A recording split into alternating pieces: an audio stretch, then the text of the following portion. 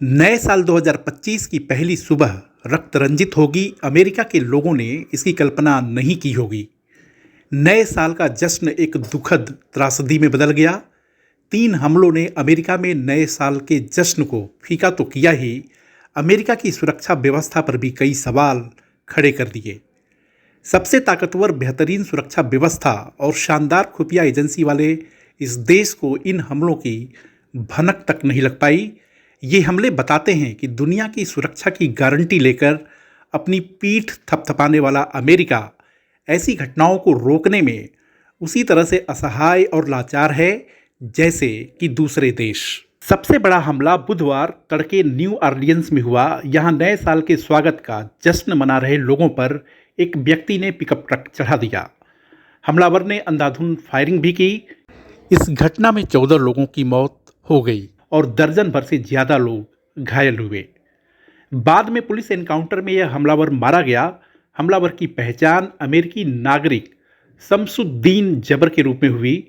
आरोपी के pickup truck पर आतंकवादी संगठन इस्लामिक स्टेट यानी आईएस का झंडा लगा हुआ था। जबर 42 साल का पूर्व सैनिक था और वह अमेरिकी सेना के साथ अफगानिस्तान में भी जा चुका था। हमले से पहले उसने अपना एक वीडियो पोस्ट किया और इसमें आईएस से जुड़ाव होने की बात कही, यानी कि वह खूंखार आतंकवादी संगठन इस्लामिक स्टेट, जिसे आईएसआईएस कहा जाता है, उसकी विचारधारा से प्रेरित था। तो दूसरा हमला नवनिर्वाचित राष्ट्रपति डोनाल्ड ट्रंप के लास वेगास स्थित होटल के बाहर हुआ। यहाँ टेस्ला साइबर ट्रक में विस्फोट हो जाने से उसमें सवार एक संदिग्ध व्यक्ति की मौत हो गई। इसे भी संदिग्ध आतंकवादी हमला माना जा रहा है। टेस्ला साइबर ट्रक में मोर्टार और ईंधन के कनस्तर भी मिले। जबकि हमले की तीसरी घटना न्यूयॉर्क के क्वींस में हुई। यहाँ एक नाइट क्लब के बाहर जुटी भीड़ पर कुछ लोगों के एक समूह ने कम से कम 30 गोलियां चलाई, जिसमें 10 लोग घायल हो गए, जिनमें ज़्यादातर किशोर थे। बात यह है कि नए साल के पहले दिन अमेरिका में जिस तरह से ये हमले हुए, वे बड़ी साजिश का नतीजा हो सकते हैं। न्यू ऑरलियंस का हमलावर जबर का आतंकवादी संगठन आईएसआईएस से जुड़ाव ने कई सवाल खड़े कर दिए हैं। सबसे बड़ा सवाल यह है कि क्या अमेरिका तक आईएसआईएस की पहुंच और उसकी विचारधारा को मानने वाले और उससे प्रेरित लोग हैं? अगर ऐसा है तो यह अमेरिका के लिए एक बहुत बड़ा खतरा है।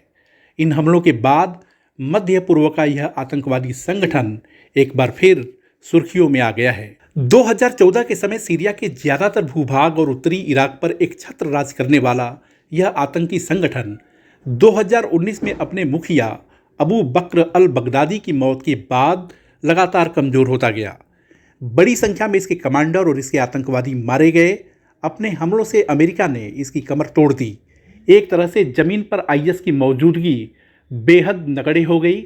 लेकिन जानकार मानते हैं कि दुनिया में भौतिक रूप से आईएसआईएस की मौजूदगी भले ही कम हो गई हो, लेकिन वैचारिक रूप से दुनिया में यह अभी भी मौजूद है। बगदादी के कैलिफेट में विश्वास करने वाले लोग अभी भी हैं जो उसकी कुत्सित विचारधारा को आगे बढ़ाना चाहते हैं। तो क्या यह माना जाए कि सबसे ताकतवर देश अमेरिका को विस्फोट और हमलों से हिलाकर आईएस उसे अपनी मौजूदगी का एहसास कराना चाहता है? क्या वह बताना चाहता है कि अभी वह खत्म नहीं हुआ है और उसे पश्चिमी देशों को नुकसान पहुंचाने की क्षमता अभी भी है? एक्सपर्ट्स का मानना है कि आईएसआईएस अभी भी अफ्रीका और एशिया समेत दर्जन भर से ज़्यादा देशों में सक्रिय है। इस आतंकवादी संगठन में अभी भी हमला, खासकर वुल्फ अटैक करने की क्षमता है। पिछले साल यानी 2024 में रूस के मॉस्को में हुए बड़े आतंकी हमले की इसने जिम्मेदारी ली। बीते मार्च में मॉस्को के एक शॉपिंग हॉल में हमला हुआ था, जिसमें कम से कम 150 लोगों की जान गई और 500 से ज़्यादा लोग घायल हुए। अब चूंकि सीरिया में असद सरकार का तख्ता पलट हो चुका है, यह देश अस्थिरता का शिकार है और इस पर आईएस जैसे आतंकी और चरमपंथी संगठनों का कब्जा हो चुका है।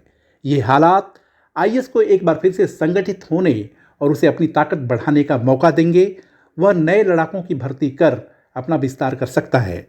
एक्सपर्ट्स का मानना है कि सीरिया हाथ में आ जाने के बाद वह इराक में भी अपनी मौजूदगी बढ़ाएगा। कैलिफेट की अपनी अधूरी हसरत को दोबारा पूरी करने के रास्ते पर वह आगे बढ़ सकता है। दुनिया में अपना खौफ और दहशत पैदा करने के लिए वह पश्चिमी देशों को निशाना बनाने का मौका ढूंढता रहेगा। इस तरह के हमलों से लोगों में उसकी दहशत बढ़ेगी और यह खौफ उसके संगठन को विस्तार देगा। माना जा रहा है कि इस्लामिक स्टेट से प्रेरित जो भी हैं वे मौका मिलने पर छुरेबाजी, शूटिंग, भीड़ पर ट्रक चढ़ाने जैसे हमले कर सकते हैं। ऐसे हमलों और साजिशों का पता करना सुरक्षा एजेंसियों के लिए बहुत मुश्किल काम है। पिछले कुछ वर्षों में दुनिया के कई हिस्सों में भीड़ पर ट्रक और गाड़ी चढ़ाकर लोगों को मारा गया है। भीड़ पर वाहन चढ़ाकर जान लेने की घटनाएं नीस, बार्सिलोना, बर्लिन और न्यूयॉर्क में हुई। इन हमलों में 100 से ज़्यादा लोगों की जान गई। जाहिर है कि इस्लामिक स्टेट का फिर से उभार दुनिया भर के लिए खतरा बनेगा। उसके खिलाफ कार्रवाई में देरी अनगिनत खतरों को न्योता देंगे। ऐसे में इस खतरे से एकजुट होकर प्रभावी और निर्णायक तरीके से निपटना होगा। हमारे इस वीडियो को लाइक, शेयर और सब्सक्राइब करें और हाँ, कमेंट भी ज़रूर करें। देखते रहें इंडिया अड्डा। धन्यवाद।